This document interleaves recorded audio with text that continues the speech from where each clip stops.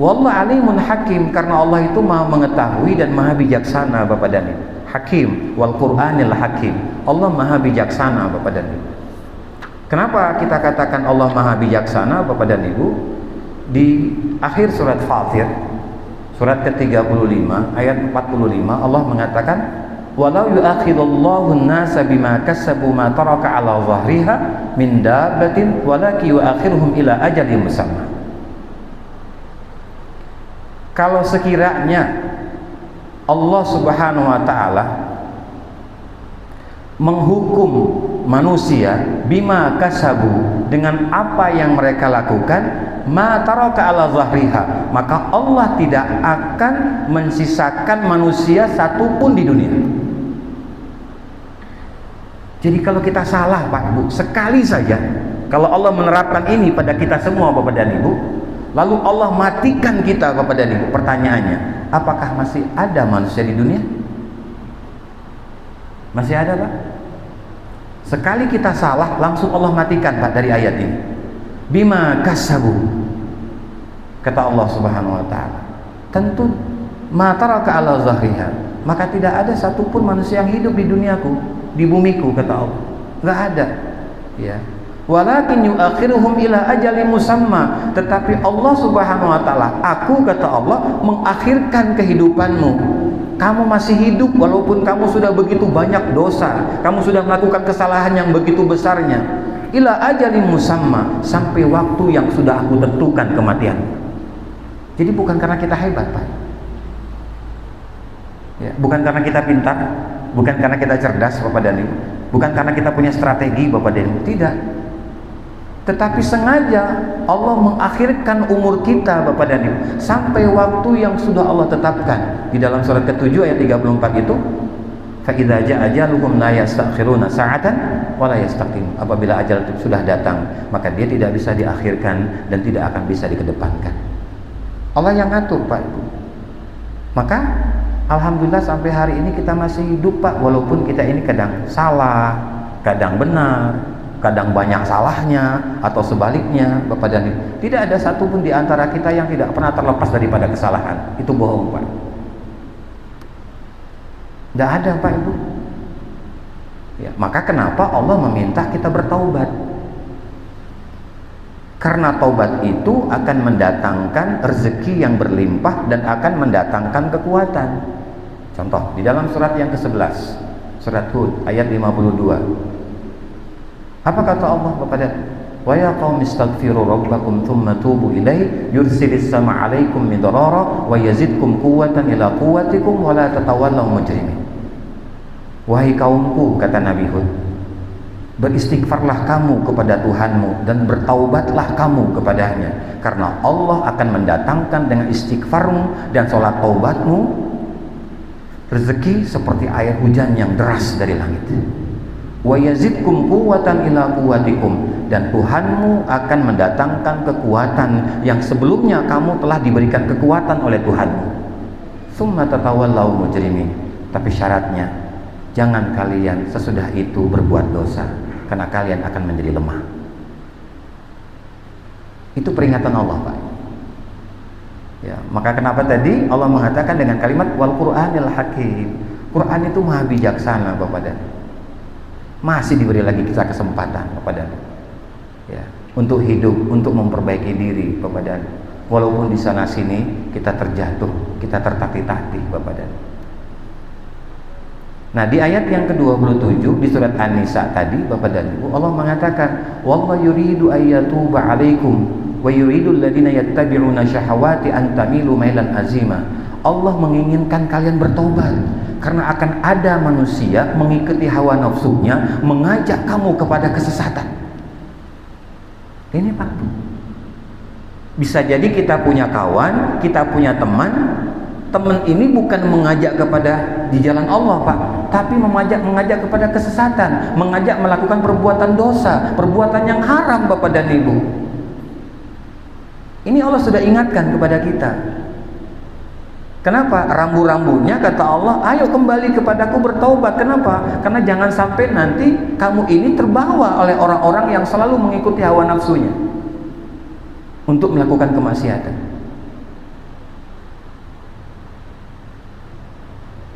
Lalu di ayat yang ke-28-nya di dalam surah An-Nisa itu Allah mengatakan, wallahu yuridu an yukhaffifa 'ankum wa khuliqal insanu dha'ifa.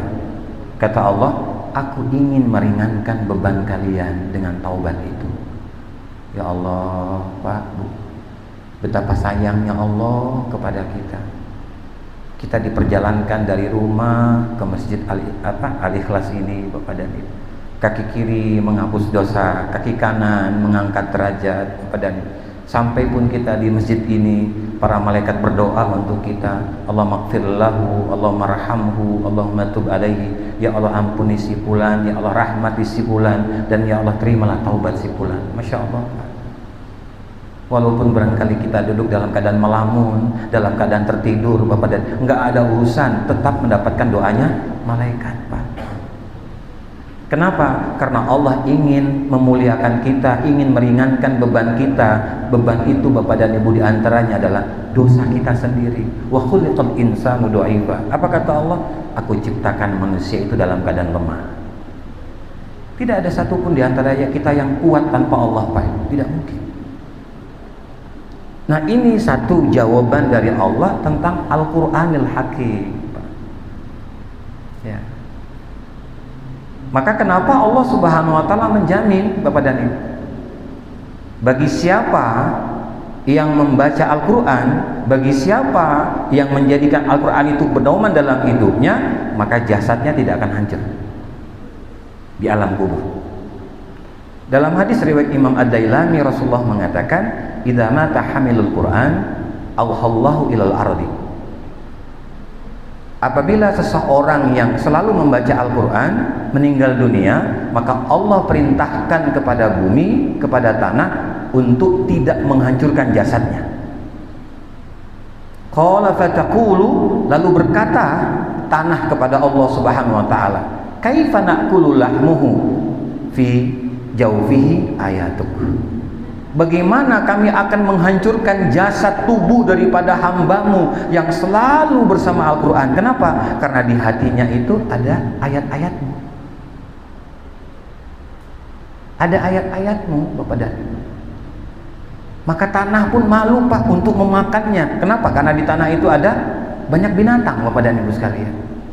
Tubuh sebagian manusia itu hancur, Pak, tinggal tulangnya saja. Kenapa? Karena dimakan di dalam tanah itu oleh binatang-binatang. Tetapi ada, Bapak dan Ibu, jasad yang sudah puluhan tahun sampai hari ini ketika terbongkar, jangankan jasadnya, kain kafannya saja masih utuh. Jasadnya pun juga masih utuh. Dan terkadang, Bapak dan Ibu, tercium bau wangi dari jasad itu. Yang kita tidak punya minyak wangi itu, Bapak dan Ibu, itu hadiah dari Allah, Bapak dan Ibu, untuk orang-orang yang selalu bersama Al-Quran. Nah, jadi Bapak dan Ibu yang dirahmati oleh Allah Subhanahu wa taala, ini yang Allah ingin katakan kepada kita tentang apa? Al-Qur'anil Hakim. Al-Quran yang maha bijaksana. Maka kita mencoba untuk apa? Untuk membaca di setiap malam Jumat. Apakah itu sendiri, apakah itu berjamaah, Bapak dan Ibu sekalian. Mengapa? Karena dalam hadis riwayat Imam Al-Baihaqi disebutkan, man qara'a Yasin fi lailatin. Ya, barang siapa yang membaca surat Yasin dalam suatu malam, ibtigha'u wajhillah, dalam rangkaian untuk mengharapkan ridha Allah, ghafara lahu fi tilkal lailah, maka Allah akan mengampuni dosanya di malam itu. Ya, akan mengampuni dosanya, Bapak dan Ibu, di malam itu. Ya, sebagian ulama mengatakan itu tidak hanya dosa kecil, termasuk dosa besar juga. Ketika dia memang menjadikan surat Yasin itu pertaubatan dia di hadapan Allah Subhanahu wa taala. Jadi Bapak dan Ibu, dia tidak hanya sekedar dibaca, tetapi bagaimana dia menjadi sifat perilaku kita, Bapak dan Ibu sekalian. Kenapa? Karena di dalam Al-Quran itu Allah menceritakan kepada kita bagaimana Nabi Ibrahim ketika dibakar oleh Namrud, Bapak dan Ibu, tetapi api dalam keadaan dingin. Pertanyaannya, siapakah yang menjadikan api itu dingin, Bapak dan Ibu? Ketika Nabi Yunus dimasukkan oleh Allah ke dalam perut ikan paus selama 40 hari, pertanyaannya, siapa yang mengeluarkan Nabi Yunus dari perut ikan paus selama 40 hari itu? Nabi Ayub yang diberikan ujian selama 80 tahun di dalam gua. Kenapa? Karena dia tersingkirkan dan tidak disukai oleh kaumnya di waktu itu. Siapa yang menjadikan dia sehat setelah 80 tahun kepadanya? Nabi Zakaria yang membutuhkan anak, berharap anak dari Allah untuk melanjutkan perjalanan dakwahnya, maka Allah baru memberikan anak kepadanya ketika berumur 100 tahun, dan anak itu bernama Ismail, bernama Yahya dari Allah Subhanahu wa taala. Pertanyaannya, Bapak dan Ibu, dari mana kita tahu cerita ini? Dan cerita itu tidak hanya sekedar cerita, Pak Bu, tapi cerita yang menginspirasi diri kita bahwa para nabi dan rasul itu tidak pernah terlepas daripada ujian. Semakin dekat mereka kepada Allah, semakin kuat pula ujian yang bakal Allah berikan kepadanya. Maka solusinya apa, Bapak dan Ibu? Solusinya dikasih sama Allah, Pak Ibu. Kan Al-Quran itu bercerita tentang apa, Bapak dan Ibu? Allah Bapak dan Ibu sekalian, membocorkan tentang surga, Pak. WMPTN nggak bisa dibocorin, Pak. Tapi surga dibocorin sama Allah.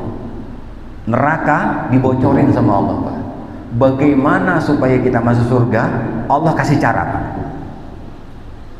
Coba, Allah kasih cara. Bagaimana Bapak dan Ibu supaya kaya raya? Allah kasih cara, Pak. Itu Al-Quran. Contoh misalnya, bagaimana supaya kita bisa masuk ke taman surga Firdaus? Di surat 51, Bapak dan Ibu masih ingat, di ayat 15 sampai ke ayat 19. Innal muttaqina fi jannati wa 'uyun akhirina ma atahum rabbuhum innahum kanu qabla dzalika muhsinin kanu qalilan minal laili ma yahja'un wa bil asharihum yastaghfirun wa fi amwalihim haqqul lis-sa'il wal mahrum. Apa yang Allah bocorkan, Bapak dan Ibu? Sesungguhnya orang-orang bertakwa itu akan dimasukkan ke dalam taman surga, dan mereka akan diperlihatkan semua mata air di dalamnya, serta mereka akan mendapatkan hadiah-hadiah yang Allah sudah sediakan untuk mereka yang meminta ataupun yang tidak pernah meminta, Bapak dan Ibu sekalian. Apa yang mereka lakukan? Innahum kanu qabla dzalika muhsinin. Sebab dulu mereka selalu berbuat baik ketika di dunia. Satu, Pak, itu kuncinya. Kalau mau masuk ke dalam taman surga Firdaus, kuncinya berbuat baik, walaupun disakiti, walaupun dikhianati, walaupun dibohongi, tetap berbuat baik. Satu. Yang kedua, kanu qalilan minal laili ma yahja'un. Kunci untuk masuk ke dalam surga Firdaus, kata Allah di dalam Al-Quran itu apa? Sedikit tidur di waktu malam, perbanyak ibadah kepada Allah. Innalaka fin nahari sabhan tawila, kata Allah di dalam surat 73 ayat yang ke-6 itu, kalian itu di siang hari banyak menghabiskan waktu bukan untuk Allah tetapi untuk dunia. Maka jangan lupa di waktu malam, jangan pula kalian habiskan waktu kalian untuk dunia kembali, menarik selimut sampai di bagian kepala sampai waktu subuh, Bapak dan Ibu sekalian. Allah meminta apa? Kanu qalilan minal laili ma yahja'un. Sedikit aja nggak apa-apa. Auzid waratil Qur'ana tartila. Sedikit kamu lakukan, walaupun tidak 11 rakaat Bapak dan Ibu tahajudnya, tapi kamu kerjakan. Setelah itu baca Quran walaupun sedikit. Itu permintaan Allah, Pak. Allah yang minta. Kalau Allah yang minta, kenapa kita tidak, Bapak dan Ibu? Raih, kita ambil, Bapak dan Ibu. Kenapa kalau pimpinan meminta, takutnya bukan main kita, Pak? Ada apa, Pak? Jangan-jangan sholat kita nggak diterima sama Allah. Kenapa? Karena masih syirik dengan sesama manusia, Pak. Padahal rezeki kita itu, Pak, datang kepada kita sesuai dengan jalannya, Pak. Nggak capek, Pak, kita. Kenapa? Karena rezeki itu punya jalannya sendiri-sendiri. Wa fis sama'i rizqukum wa ma tu'adun. Ingat kata Allah, di langit itu ada rezeki-rezeki yang sudah ditentukan untuk kalian, wahai manusia. Yang ketiga, wa bil asharihum yastaghfirun. Aku meminta kepada kalian di ujung malam kalian beristighfar. Ayo di ujung malam kalian beristighfar. Kenapa? Di surat ke-71 ayat 10 sampai ayat 12. Seringkali kita bahas Bapak dan Ibu ayat ini. Apa kata Allah? Faqultu astaghfiru rabbakum innahu kana ghaffara yursilis sama 'alaikum midrara wa yumditkum bi amwali wa banina wa yaj'al lakum jannati wa yaj'al lakum anhara ma lakum la tad'un waqara. Kata Allah Subhanahu wa taala, Nabi Nuh mengatakan, wahai kaumku, beristighfarlah kepada Tuhanmu karena Tuhanmu akan mengampunimu. Kalau Tuhanmu sudah mengampunimu, seakan-akan kamu tidak punya dosa di waktu itu, Allah datangkan kepadamu rezeki seperti air hujan yang deras dari langit. Yursilis sama 'alaikum midrara. Rezekinya seperti air hujan yang deras dari langit karena istighfar, Pak. Yang berikutnya, wa yumditkum bi amwali wa banina wa yaj'al lakum jannati wa yaj'al lakum anhara. Aku akan perbanyak hartamu, aku akan perbanyak anakmu, aku akan perbanyak kebun-kebunmu, dan aku akan berikan engkau rezeki seperti air sungai yang mengalir. Terkadang dia pasang, terkadang dia surut, tetap mengalir rezeki itu kepadamu. Itu istighfar, Pak. Kok kenapa kita nggak yakin, Pak, dengan istighfar itu? Allah sudah bocorkan, Pak, kepada kita. Tidak hanya setelah sholat wajib saja, Pak. Nanti di waktu apa? Di wabil asharim yastaghfirun. Di ujung malam, Pak, 30 menit sebelum subuh, Pak. Allah tunggu, Pak. Allah tunggu. Kalau kita tidak sempat di malam ini, tidak sempat sebelum tidur, Bapak dan Ibu, di ujung malam sebelum subuh 30 menit wabil asharihum yastaghfirun. Itu yang Allah katakan kepada kita, Pak.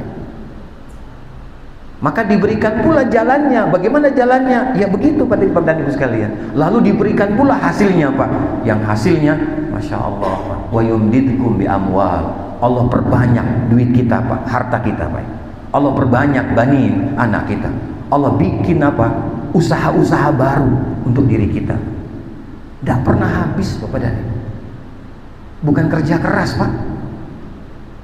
Bukan. Tetapi yang Allah inginkan apa? Dekat kepada Allah dengan beristighfar kamu kepadaku, aku akan datangkan semua apa yang kamu harapkan kepadamu. Itu, Pak. Sebab apa? Kalau kita baca tentang letterlek surga, Bapak dan Ibu, kenapa Allah memberikan hadiah yang tidak pernah kunjung berhenti, Bapak dan Ibu? Karena di dalam surga itu orang tidak berbuat dosa, Pak. Jadi kalau kita ingin mendapatkan kenikmatan yang banyak tadi di hadapan Allah dengan segera, Bapak dan Ibu, maka jauhkan diri kita daripada dosa. Bagaimana caranya? Perbanyak istighfar dan perbanyak kita salat taubat, Pak. Kalau Bapak dan Ibu ingin kaya, Allah sodorkan, Pak. Ada yang kaya hati, Bapak dan Ibu, ada kaya fisik, Bapak dan Ibu. Atau mau dua-duanya, fisik dan hati, Bapak dan Ibu sekalian. Ini cara yang Allah sodorkan kepada kita, Pak. Tinggal kata Allah, kamu mau atau tidak? Itu, Pak. Itu jawaban Allah dari sumpah tadi, dari kata Yasin wal Qur'anil Hakim, Bapak dan Ibu sekalian. Nah, jadi Bapak dan Ibu yang dirahmati oleh Allah Subhanahu wa taala, sehingga saya tutup karena ini waktunya hampir habis, Bapak dan Ibu. Di dalam surat ke-16 di ayat yang ke-97 atau surat 40 di ayat ke-40, Bapak dan Ibu, Allah mengatakan di surat 16 ayat 97, "Man 'amila shalihan min dzakarin aw untha wa huwa mu'min falanuhyiyannahu hayatan thayyibah wa lanajziyannahum ajrahum bi ahsani ma kanu ya'malun." Barang siapa yang berbuat kebaikan, baik laki-laki ataupun wanita, dan diiringi dengan keyakinan kepada Allah Subhanahu wa taala, maka aku, kata Allah, akan memberikan kehidupan yang baik kepadanya, dan aku akan memberikan balasan yang lebih baik daripada apa yang dia kerjakan. Di surat 40 ayat 40, "Man 'amila shalihan min dzakarin aw untha wa huwa mu'min falanajziyannahum ajrahum bi ahsani ma kanu ya'malun." Atau kalimatnya Bapak dan Ibu, ulaika yadkhulul jannata yurzaquna fiha bighairi hisab. Barang siapa yang berbuat kebaikan, baik laki-laki ataupun wanita, dan diiringi dengan keimanan kepada Allah Subhanahu wa taala, maka mereka akan dimasukkan ke dalam surga dan mereka akan diberikan rezeki dengan tidak ada batas-batasnya. Terus, Pak, diberikan rezeki itu. Kenapa? Karena perbuatan yang dilakukan dengan keimanan kepada Allah. Dari mana kita tahu, Pak Ibu? Dari Al-Quran. Ini sementara, Bapak dan Ibu, Kita baru membahas di ayat yang kedua di dalam surat Yasin. Bismillahirrahmanirrahim. Alhamdulillahil alamin bina'min syakirin amdayati ni'amahu wa ikafin mazidah. Ya Rabbana lakal hamdu kama yanbaghi li jalali wajhika wa 'azimi sultanik. Allahumma shalli ala Muhammad imamul awwalin wal akhirin wa fil malaa'ikati a'la ila yaumiddin.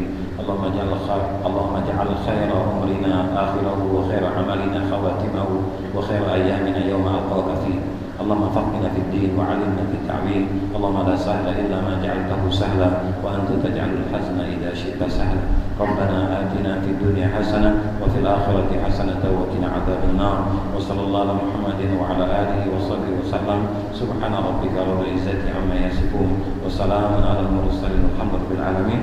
سبحانك اللهم وبحمدك أشهد أن لا إله إلا أنت أستغفرك وأتوب إليك. والسلام عليكم ورحمة الله